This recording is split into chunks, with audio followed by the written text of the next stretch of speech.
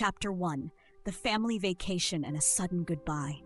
The sun was shining bright over the Grand Canyon. The sky looked like someone had painted it with the bluest crayon in the box. Lily, a little girl with curly hair and sparkly sneakers, stood at the edge of a lookout, holding her favorite teddy bear. His name was Mr. Buttons, and he was soft and brown with a bright bow tie. His button eyes always looked happy, like he was smiling just for her. Lily held him up high and said, "Say cheese, Mr. Buttons!"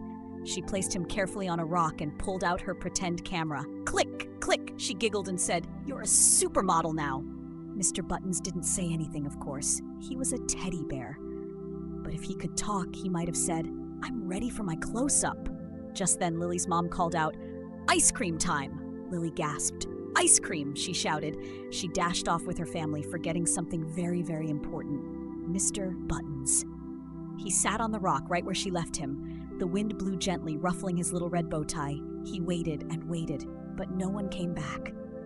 The sun started to go down and Mr. Buttons was all alone. Far away in a cozy hotel room, Lily was brushing her teeth when she suddenly stopped. Her eyes went wide, her mouth dropped open. Toothpaste dripped from her chin. "Mr. Buttons!" she cried. She ran to her backpack and opened it. Empty. No teddy bear inside. Lily's lip quivered. "We left him," she whispered. "We left him at the Grand Canyon."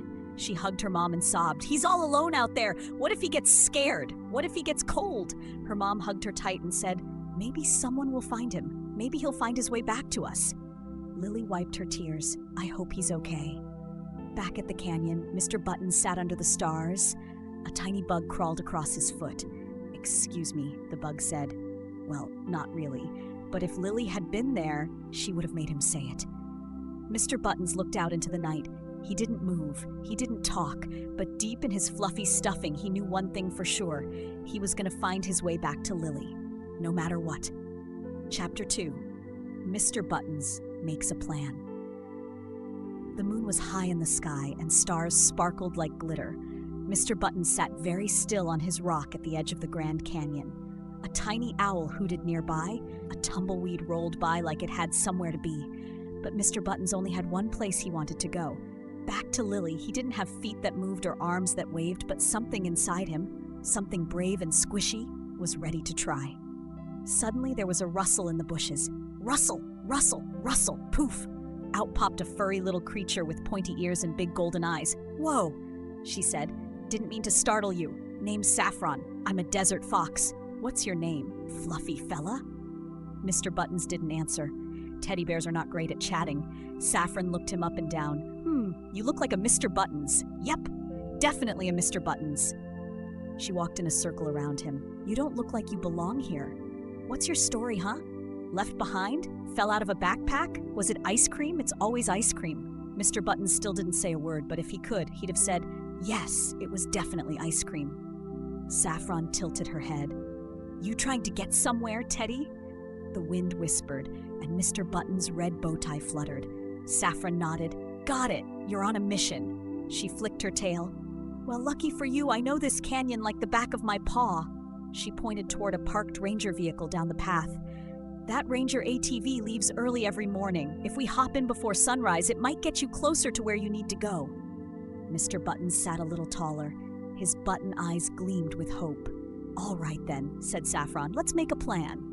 The two of them waited behind a cactus, whispering their secret, well, mostly one-sided mission. When the sky turned purple and pink with morning light, they dashed.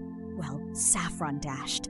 Mr. Buttons wobbled. With a big whoosh, Saffron tossed Mr. Buttons into the back seat of the ranger's ATV.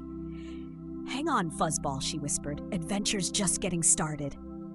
The engine rumbled to life. The ranger climbed in and drove off down the dusty canyon trail, never noticing the brave little teddy bear in the back. "Mr. Buttons was on his way," she whispered. Chapter 3. Lost in the Desert, Found by Friends. The ranger's ATV zoomed down the dusty road with Mr. Buttons bouncing gently in the back seat. Bumpity-bump, bumpity-bump, ker-thump! The teddy bear flew through the air like a fluffball superhero and landed with a soft poof in the sand beside a giant cactus. Mr. Buttons didn't cry, he didn't yell, he just sat up a little crooked, with a tumbleweed stuck to his ear.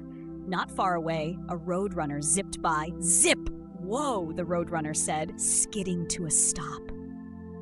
What in the feathers is that? He circled around Mr. Buttons. Is it a lost pillow? A moving muffin? A super quiet animal? The teddy didn't move. The Roadrunner blinked. You're a stuffed bear, huh? I'm Zippy. You look like you need help. Just then, a big round armadillo waddled over, rolling like a slow bowling ball. Did someone say help? The armadillo said in a deep, jiggly voice. I'm Rolly. I like snacks, naps, and long rolls in the desert. Right behind him came a wise old tortoise with sparkly glasses on her nose. I'm Tilda, she said with a smile. And you, my fuzzy friend, look like you've been on quite the journey. Mr. Buttons didn't speak, but Zippy, Rolly, and Tilda all stared at him, thinking hard. I bet he's trying to get somewhere, said Zippy. Maybe he's a secret spy, said Rolly. No, said Tilda gently. I think he's looking for someone special. Mr. Buttons' red bow tie fluttered in the wind. Aha!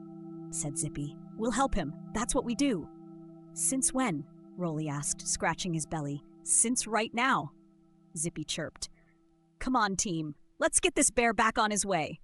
Together, the trio helped Mr. Buttons across the desert. They avoided pokey cactus patches, took shady breaks under tall rocks, and shared a tiny sandwich Tilda had in her bag. No one asked why she had a sandwich. At sunset, they reached a small roadside diner, glowing with lights. I think this is where we say goodbye, said Tilda kindly. You're almost there, little bear. They gave him one last push through an open RV door parked nearby. Mr. Buttons tumbled into a pile of fluffy blankets. Good luck, whispered Zippy. Stay squishy, shouted Rolly. Find your way, brave Teddy, said Tilda. And just like that, Mr. Buttons was rolling down the road once more. This time inside a cozy RV, full of hope, whispered Zippy. Chapter 4, City Lights and a Close Call. Mr. Buttons rode in the RV all through the night, snuggled between a pillow and a pair of fuzzy socks. The road hummed and the stars twinkled through the window.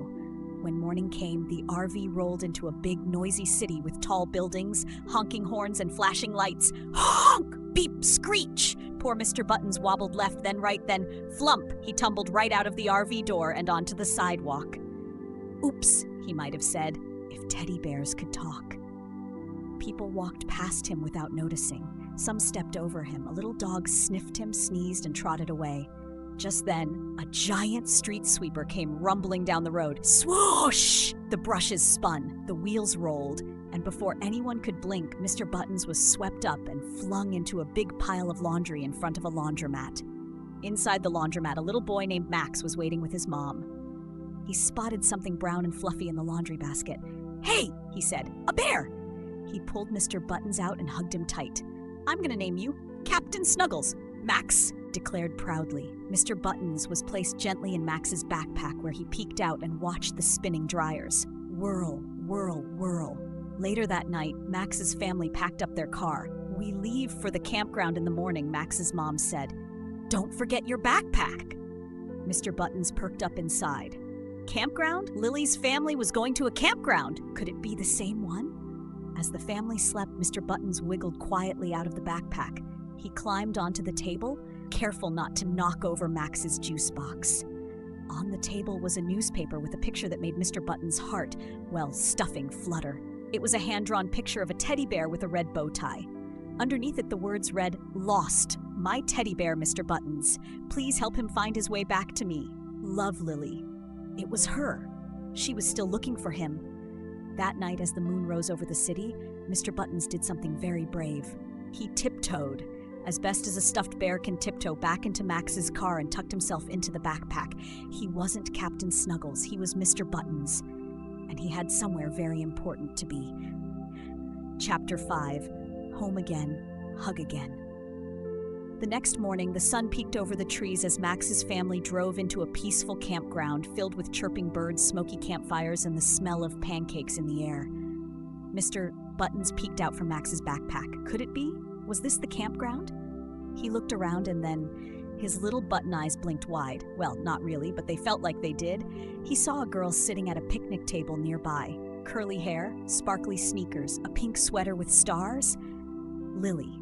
She was staring at her plate, poking her pancakes with a fork. I miss Mr. Buttons, she said softly. I know he's just a toy, but he always made me feel safe. Her dad rubbed her back. I know, sweetie, you really loved him. Lily nodded. He was my best friend. Just then, poof! A gust of wind blew Max's backpack right over, and out rolled Mr. Buttons. He tumbled through the grass, bounced off a pine cone, and landed with a soft flop right in front of Lily's feet. She blinked. Her fork fell to the ground. "Mr. Buttons!" she screamed, jumping up. She scooped him into her arms, spinning in a circle. "You came back! You came back!" She laughed and cried all at once. Her parents were stunned. Max's mouth dropped open. Even the pancake fell off his fork. "Is that your teddy bear?" Max asked. Lily hugged Mr. Buttons tighter. "He's my Mr. Buttons! I've had him since I was a baby!" "I called him Captain Snuggles," Max said, "but I guess you had dibs." Lily giggled and wiped her eyes. "Thank you, somehow." She didn't know how Mr. Buttons made it back. She didn't know about Saffron the Fox, or Zippy the Roadrunner, or Rolly the Armadillo, or Tilda the Tortoise. She didn't know about the street sweeper, the laundromat, or the big jump out of the RV. But Mr. Buttons knew. That night, Lily tucked Mr. Buttons under her blanket. She whispered, "You're the bravest bear in the whole wide world." And as the stars twinkled above, Mr. Buttons rested his button eyes and settled in, right where he belonged.